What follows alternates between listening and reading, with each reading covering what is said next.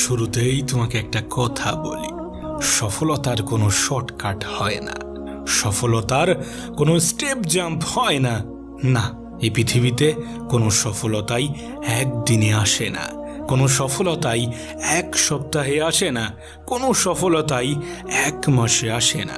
তার পিছনে বছরের পর বছর কঠোর মেহনত লাগে।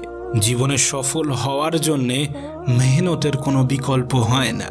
আর এই পৃথিবীতে যদি কোনো সফলতা মেহনত ছাড়াই এসে থাকে, যদি কোনো সফলতা খুবই দ্রুত এসে থাকে, তাহলে মনে রেখো সে সফলতা দীর্ঘস্থায়ী হওয়ার নয়।